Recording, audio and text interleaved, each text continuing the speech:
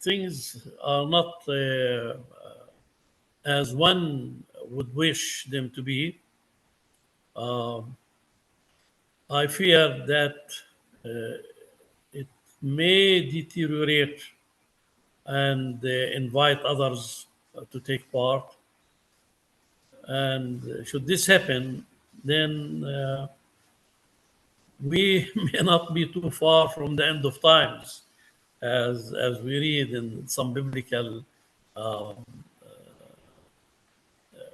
passages. Mm. People already, the simple folk already started talking about what they call the end of times, Armageddon 2, and the like, because as I have said to a number of friends, that this round between the Israelis and the Palestinians may become an introduction to regional or even international religious war between people of this faith and people of that faith, etc., etc. And I have warned many friends of mine, even in a city such as Nazareth, where I live now, that we need to be distancing ourselves from that development, because should this happen, then even the closest of friends will cease to be friends. Once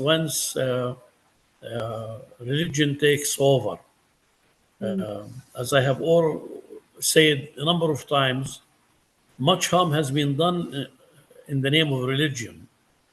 We have witnessed what happened in Iraq, in Syria, the use of Allahu Akbar and slaughtering people, even their own. The same in Afghanistan.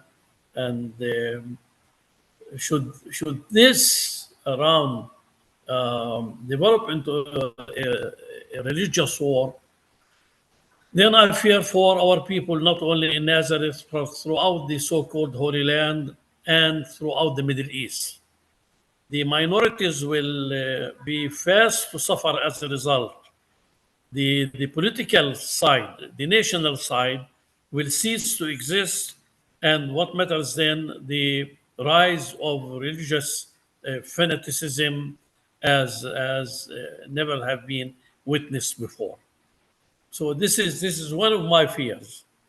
But aren't we The witnessing that already with like how the Israelis are using Judaism, as a shield to justify the killing of so many children and women and innocent civilians? That's what I've been trying to say, that this might uh, evolve into a religious war, because it will attract greater support for Israel, especially from the evangelicals in different parts of the world, and not least in the United States of America. We are told something like 80 or more than 80 million are supporters of the new evangelical stream in the Christian faith, who believe that the second coming of Jesus, the second coming is close. And this reminds me of what happened over 150 years from now, when people in England and in other parts of Europe started preaching about the second coming of Jesus, because we were drawing near to the year 2000, to the millennium. And,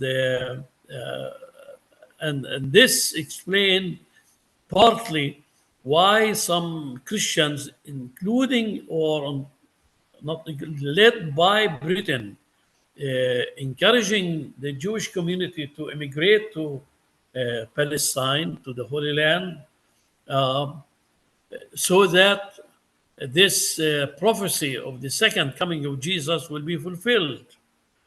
Now, some people say that this was a religious move, as it were, but down deep also it was also a political way of encouraging the Jewish community to leave England, to leave Britain, and find their way to the then Holy Land, Palestine, as it were.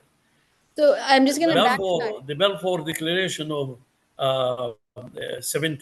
1917 came as a result of this evangelical time, uh, which was kind of summed up in the Zionist Congress in Basel in 1897. In that very Congress, two Christians who were Anglicans, Church of England, took part in that event, encouraging the Jewish community to work towards bringing about the Etat d'Israel, the Jewish state, the state of Israel, so that the promises of the second coming of Jesus will take place.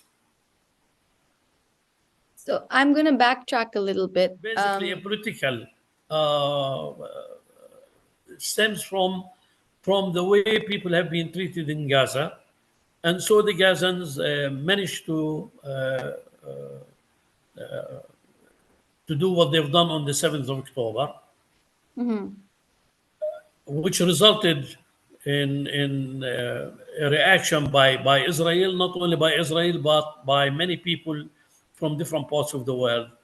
Uh, and the question that arises, what, what is the need of having more than 70 warships in the Mediterranean now, close to the Holy Land?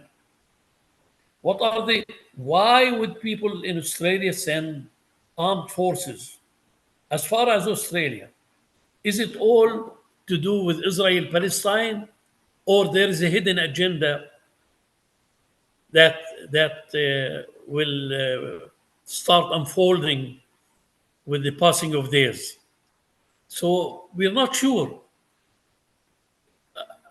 I mean, the agenda has not been presented to people. I mean, people have all sorts of ideas about what is happening. Why it happened, they will tell you because of the 7th of October. But the 7th of October is is part of this. But there is something which is beyond the 7th of October, a plan that may have been in the minds of people, and the need was for an excuse to to do Begin what this we are process. witnessing these days. Yeah, to begin this process of annihilating an entire nation, essentially. I I don't know whether the intention is to annihilate.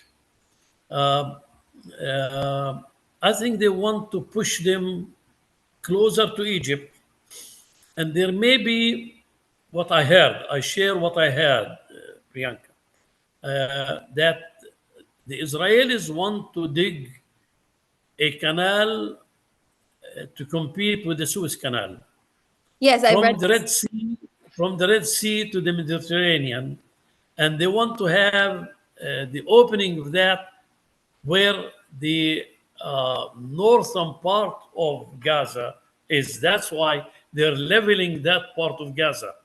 Uh, so people in Egypt shared this with me. I I heard about this plan, but I didn't realize that this is also public knowledge. But it is. So this is one. Second, that there is a plan for a new map for the Middle East. What kind of a map? People can imagine, but no one. So those of us who are not in the political arena have anything in hand. to present to the world and say this is what's going to happen. But there seems to be a plan whereby they will settle the Palestinian question at the expense of others. This is one. Away with the threat of Hezbollah in Lebanon, away from the northern border of Israel, which means the end of Hezbollah. The Israelis are saying they have to go beyond the Litani River, which means leaving all the mountains and hills of Lebanon and going into the valley. Now, this might trigger certainly some reaction, whether they are in position to do it, whether they have the okay from God knows Iran. I don't know. I don't know. What matters, there is much talk about what is happening, what has been happening over the last 30 days.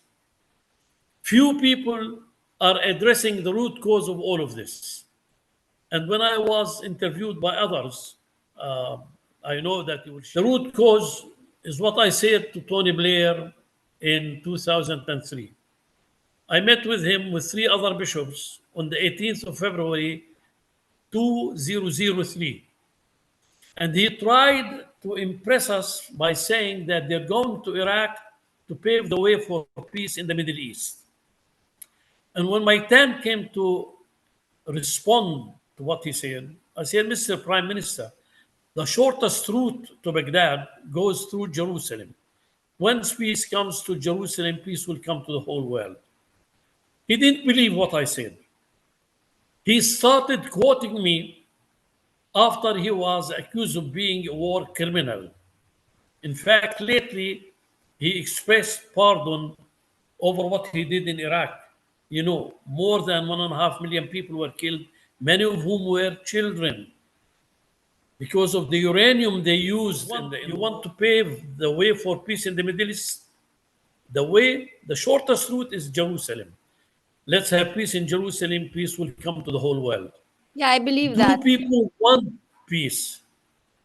Do people in the world, the major powers in the world, are they serious about peacemaking? I have doubts. I have doubts too. I don't think they're interested in that. I think that Biden is very much driven to create more and more war in the world. I mean, look at Ukraine and Russia. Look at here. Now he's arming up Taiwan. I mean, he's really a warmonger. Yeah. And so are his like alliances, like his band of young banker boys, from Rishi Sunak to Trudeau to Macron. You know, it's like this young club of warmongers that are dressed like nice bankers. You know, we're in Yeah. a very dangerous time. But now, isn't history in a way repeating itself with what happened in Iraq? Like Iraq is, you know, with the amount of children killed, with the amount of civilians killed, and the country finding itself in absolute shambles. Is that what the plan is for Palestine? I hope not. Already, thousands have been killed, tens of thousands have been injured. Over 1 million, I'm told, we're informed, not me, we're informed, have moved from the closest part to Israel towards Sinai, towards Egypt. But Egypt is not allowing the Palestinians to go beyond a certain point. They don't want to have such a huge number of refugees. Egypt has 105 million people. They don't have enough money to feed their own. To add 1 million or more Palestinians, I don't think it's acceptable to the Egyptians. I don't think that the Israeli government has that on its agenda. But what is To, on their to, agenda? do what Tony Blair and Bush did in 2003 to the Iraqis. Those two guys killed 1.5 million. They destroyed the whole country. Now, Gaza has 2 million people. Already, thousands, tens of thousands have been injured. Yes, thousands have been killed. Yes, the first round came as a result of a reaction to an action that happened on the 7th of October. So they went mad and they've done it.